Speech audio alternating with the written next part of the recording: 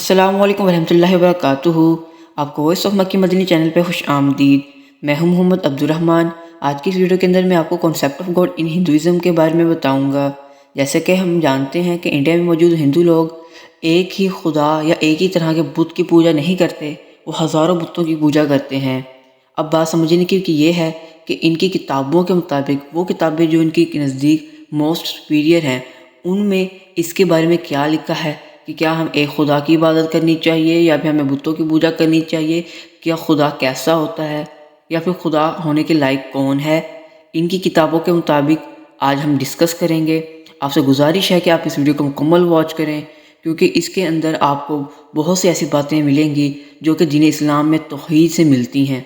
آپ کو تقریباً ساری ہی باتیں ایسی ہی ملیں گی، اس وجہ سے ویڈیو کو مکمل واچ کریں۔ یہ ایک مسلمان کے ایمان کے لحاظ سے بھی بہت امپورٹنٹ ہے۔ پہلا ریفرنس چھندوگیا اپنشد چیپٹر 6 سیکشن 2 ورس 1 ہے۔ اس میں کہا ہے کہ دنیا بننے سے پہلے، کائنات بننے سے پہلے خدا اکیلا ہی تھا۔ کائنات بنی ہے تو اب دوسری چیزیں بھی بنی ہیں۔ کائنات بننے سے پہلے خدا صرف ایک تھا۔ ہم اپنی دین اسلام میں بات کریں تو خدا ایک ہے، اس جیسا کوئی نہیں۔ خدا نے باقی دوسری چیزیں بنائی ہیں۔ خدا ایک ہے، اس کے اندر بھی وہی بات ہے، خدا نے دوسری چیزیں بنائی ہیں، وہی ہر شے کا خالق ہے، یہ بھی بات یہاں سے ثابت ہے۔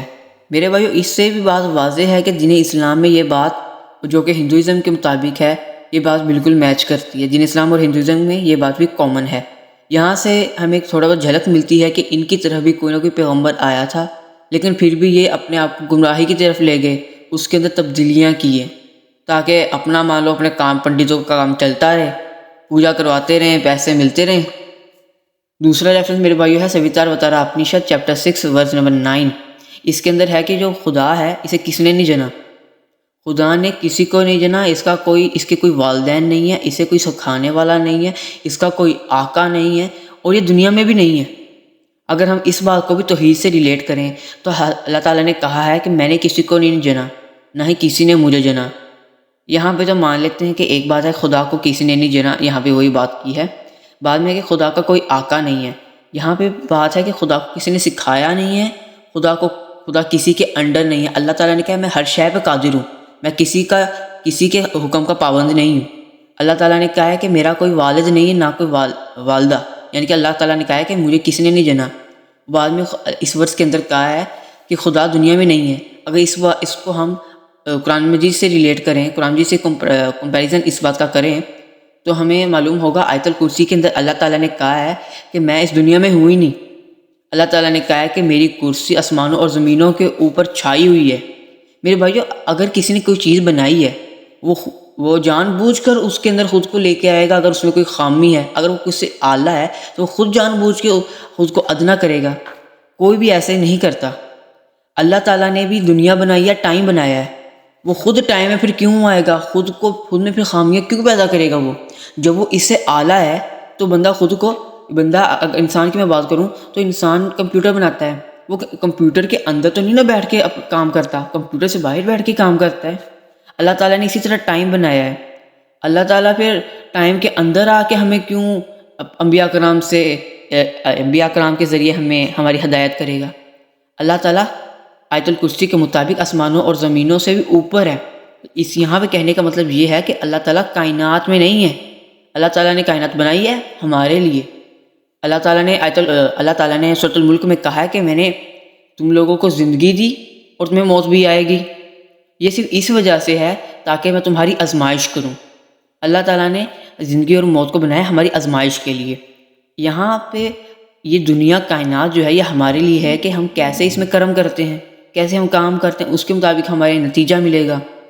اگلا ریفرنس سویتار وتارا اپنشد چیپٹر 4 ورس 19۔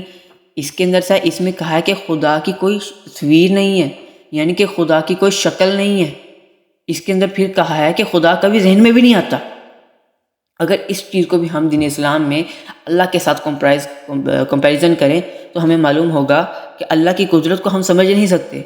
جتنا ہم کہیں گے ہم اللہ کی قدرت کو سمجھ گئے، ہم نہیں سمجھ سکتے، کیونکہ اللہ تعالیٰ نے کہا ہے کن فیکون۔ سورۃ یاسین کے آخری آیات میں ہے کن فیکون۔ اس کا مطلب ہے کہ اللہ تعالیٰ جب کہتا ہے، چاہتا ہے کچھ ہو جائے تو اسی وقت ہو جاتا ہے۔ جب کہتا ہے، جب چاہتا ہے کہ یہ کام اس طرح ہو تو وہ اسی وقت ہو جاتا ہے۔ اللہ تعالیٰ کو ہمیں جیسے فزیکلی محنت کرنی پڑتی، اللہ تعالیٰ کو محنت نہیں کرنی پڑتی، کیونکہ اللہ تعالیٰ کا فزیکلی وجود ہی نہیں ہے۔ اگر اللہ تعالیٰ کا فزیکلی وجود ہوتا تو وہ خدا ہونے کے لائق ہی نہیں ہونا تھا۔ اللہ تعالیٰ کی یہ عظمت ہے۔ ہندوازم کے اندر بھی یہ بات دین اسلام کے لحاظ سے سیم ہے۔ اگلا ریفرنس جو ہے یہ بھی سویتاروترا اپنی ہے چیپٹر 4 ورس نمبر 20 ہے۔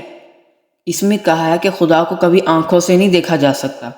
میں نے اکثر ہندو ایک ہے، اس کے اکثر شارٹس آتے رہتے ہیں یوٹیوب کے اوپر، تو پھر میں واچ کرتا ہوں۔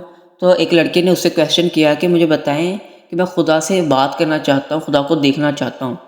اس نے ہمیں بتایا کہ خدا کو اگر آپ بات کرنا چاہتے ہیں تو آپ خدا کی پوجا کریں، جتنی آپ خدا کی پوجا کریں گے یہی خدا سے عبادت کرنی ہے، اور ٹھاکر صاحب آپ سے خود آ کے خواب میں بھی ملیں گے اگر آپ زیادہ عبادت کریں گے۔ حالانکہ سویتاروترا اپنیشد چیپٹر 4 ورس نمبر 20 کہتی ہے کہ خدا کو کبھی آنکھوں سے دیکھا نہیں جاتا۔ اللہ تعالیٰ کو بھی ہم کائنات میں دیکھ ہی نہیں سکتے، کیونکہ اللہ تعالیٰ نے آیت الکرسی میں کہہ دیا کہ میں اس دنیا میں ہوں ہی نہیں، میں کائنات کے اندر ہوں ہی نہیں۔ اللہ تعالیٰ دراصل ایک پاور کا نام ہے، سپر پاور ہے، جو ہر چیز سے بھی بڑی ہے، ہر چیز سے زیادہ طاقت رکھتی ہے، ہر چیز سے زیادہ عظیم ہے، وہ اللہ تعالیٰ ہے۔ اللہ تعالیٰ نے ہمیں دی ہے یہ کائنات تاکہ ہم اس میں اللہ تعالیٰ کے بتائے ہوئے راستے پہ چلیں۔ اگر ہم چلتے ہیں تو ہم اللہ تعالیٰ کے قریب ہوں گے، اگر ہم نہیں چلتے ان کے خلاف چلیں گے تو اللہ تعالیٰ ہمیں یقیناً عذاب دے گا۔ اگلا ریفرنس جو ہے وہ یجروید سے ہے، چیپٹر 32 ورس نمبر 3۔ اس کے اندر کہا ہے کہ دراصل اس کے اندر پرابلم ہے، اس کے اندر جو لفظ استعمال کیے ہیں اکثر اسکالرس کہتے ہیں کہ اس کے اندر کہا ہے کہ خدا ایک ہے، اس کی کوئی شکل نہیں ہے، یعنی خدا کی کوئی شکل نہیں ہے، امیج نہیں ہے۔ اس کے یہ کہتے ہیں اکثر اسکالرس، لیکن جو ہے اگر ہم انٹرنیٹ سے یا پھر اکثر علماء سے اگر ہم بات کریں جو انڈینز ہیں، وہ کہتے ہیں کہ نہیں، اس کے جو درست ٹرانسلیشن ہے وہ یہ ہے کہ خدا کے کوئی بھی پیرالل نہیں ہے، خدا کا کوئی بھی شریک نہیں ہے، خدا کے جیسا کوئی بھی نہیں ہے۔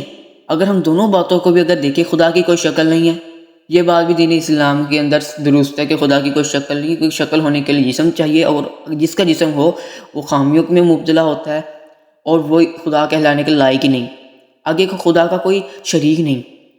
اس بارے میں بھی اگر ہم دین اسلام کے ساتھ دیکھیں تو خدا کا سچ میں کوئی شریک نہیں، کیونکہ وہ کبھی کسی کے دماغ میں نہیں سمجھ آیا، کسی کے انٹلیکٹ میں کبھی نہیں آیا، اور خدا کا کوئی پاور جیسا کوئی اور نہیں ہمیں ملا، نہ ہی ملے گا۔ آگے یجروید چیپٹر 40 ورس نمبر 8 میں کہا ہے کہ خدا کی کوئی تصویر نہیں ہے اور بتوں کی پوجا کرنا غلط ہے۔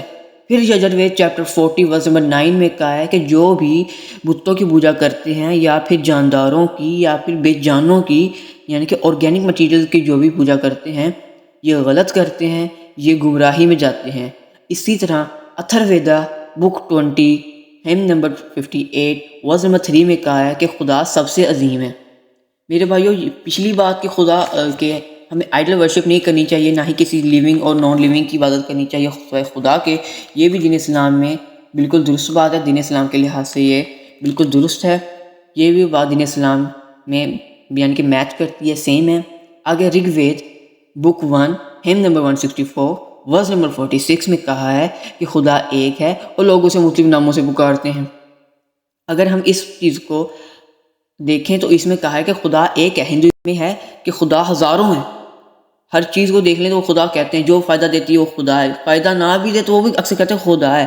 سانپ دیکھ لیں، چوہا دیکھ لیں، بلی دیکھ لیں، آسمان میں دیکھ لیں ستارے، کوئی چاند کو کر لے گا، کوئی سیتا رام، اوم، ہنومان، کرشن، شیو، پتہ نہیں ہزاروں کے حساب سے انہوں نے پتہ نہیں بھگوان بنائے ہوئے ہیں۔ اور یہاں پہ رگ وید ہے جو کہ وید کے اندر ہے، جو کہ موسٹ سپیریئر بک ہے، اس کے اندر کہا ہے کہ خدا ایک ہے، اس کو لوگ مختلف ناموں سے پکارتے ہیں، لیکن یہاں پہ یہ نہیں کہا کہ خدا جو ہے وہ ہزاروں ہیں۔ میرے بھائی ایک ریفرنس نہیں ہے، اس کے علاوہ رگ وید بک 8 ہیم نمبر 1 ورس نمبر 1 اس کے اندر کہا ہے کہ عبادت کرو ایک خدا کی۔ اسی طرح کا ہے رگ وید بک 6 ہیم نمبر 45 ورس نمبر 16 کہ ایک خدا کی عبادت کرو۔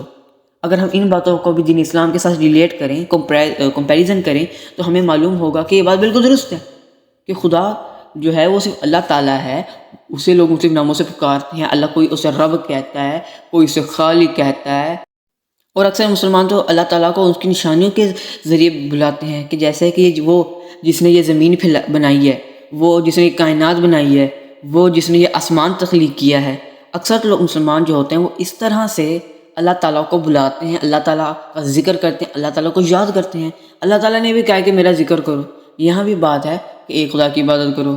یہ جو ورزش میں نے ابھی آپ کو بتائی ہیں، ان سے ہمیں معلوم ہوتا ہے کہ اللہ تعالیٰ یا پھر جسے ہم خدا کہہ لیں یا پھر خالق کہہ لیں، یہ ایک ہے، اسی کی عبادت کرنی چاہیے اور کسی کی عبادت نہیں کرنی چاہیے۔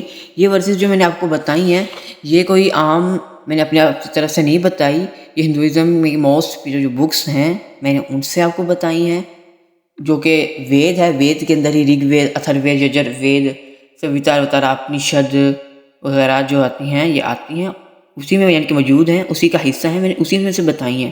یہاں سے ہمیں معلوم ہوتا ہے کہ ہندو جو کہ بتوں کی پوجا کرتے ہیں، یہ ہندو دھرم کے خلاف ہیں، یہ گمراہی میں ہے۔ اگر آپ کو یہ ویڈیو اچھی لگی تو چینل کو سبسکرائب کر دیں اور آپ اسے زیادہ سے زیادہ شیئر کریں تاکہ لوگوں کو بھی پتہ چلے کہ ہندو جو ہیں یہ غلط کر رہے ہیں اپنے ہی گرنتھوں کے مطابق۔ تو انشاءاللہ ملتے ہیں اگلی ویڈیو میں۔ اللہ حافظ۔